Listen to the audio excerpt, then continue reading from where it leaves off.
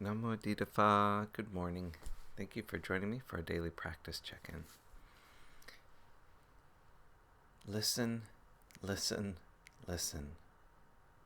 This beautiful sound calls us back to our true home.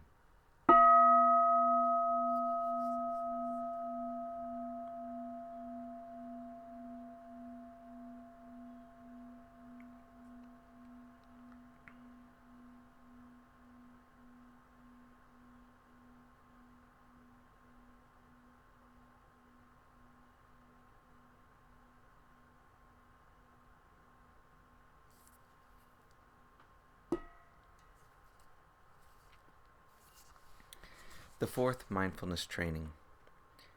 Aware of the suffering caused by unmindful speech and the inability to listen to others, I vow to cultivate loving speech and deep listening in order to bring joy and happiness to others and to relieve others of their suffering. Knowing that words can create happiness or suffering, I'm determined to speak truthfully with words that inspire self-confidence, joy, and hope. I will not spread news that I do not know to be certain, and will not criticize or condemn things of which I am not sure. I will refrain from uttering words that can cause division or discord, or that can cause the family or the community to break. I'm determined to make all efforts to reconcile and resolve all conflicts, however small.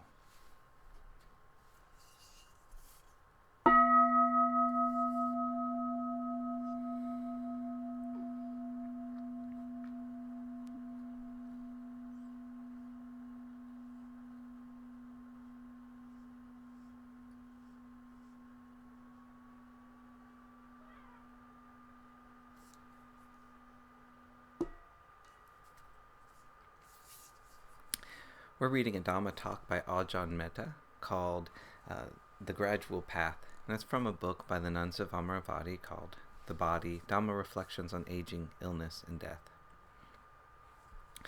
Another consideration is the fact that the desire is life energy. It is what keeps us on the wheel of samsara. When we look at desire, we can see that it is limitless. However much we try to fulfill it, we always want more. It's as simple as that. But the good news is that desire gives us the taste of limitlessness. There is an experience of no boundaries. With desire, the experience can be quite unpleasant, but loving kindness, compassion, sympathetic joy, and equanimity are also boundless, though in a different way. The difference is that these qualities are not involved with serving the self.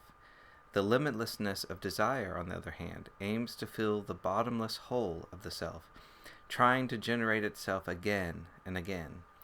When we look deeper into desire, we can see that it will never be satisfied. That is the difference between it and the divine abidings.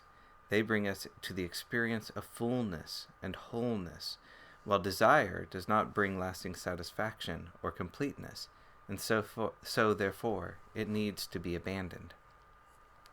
Desire for existence, bhava-tanha, is the experience of wanting to be. For example, when we attach to a certain self-image, you might have recognized this for yourself. For years sometimes, we chase after a certain image, a way we would like ourselves to be and to be seen by others. And we have certain expectations connected with this. To be, for example, this very diligent nun, this fantastic Dhamma teacher, this being that is so compassionate and kind. This is how we want ourselves to be experienced, by ourselves and by others. This is an example of bhava-tanha, wanting to exist in a certain way and attaching to that view of ourselves. We do everything to fulfill that view until we completely wear ourselves out and finally run out of steam. Eventually, we reach the point where we no longer have the energy to support this false self-image. Another more positive example of bhava-tanha is our aspiration for the spiritual path, the aspiration to awaken. We call this chanda, skillful motivation. Chanda, the energy and zeal for our practice, is what brings us to this path and keeps us on it. If we did not have the desire to free ourselves from samsara, to step out of samsara, we would not be interested in walking this path at all. Here, We want to focus on a goal. We want to be in a certain way. It's the same energy in both cases, but it unfolds in two different ways. One I would call an unwholesome desire. The other, chanda, I would call a wholesome desire. The reason I call the first an unwholesome desire is because the belief underlying it is a delusion, an illusion that we have about ourselves.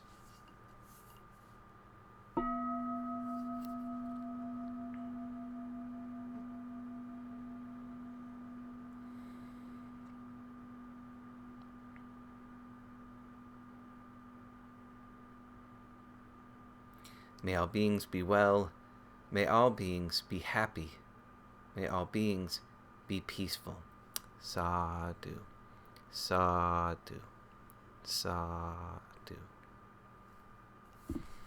Thank you for joining me this morning.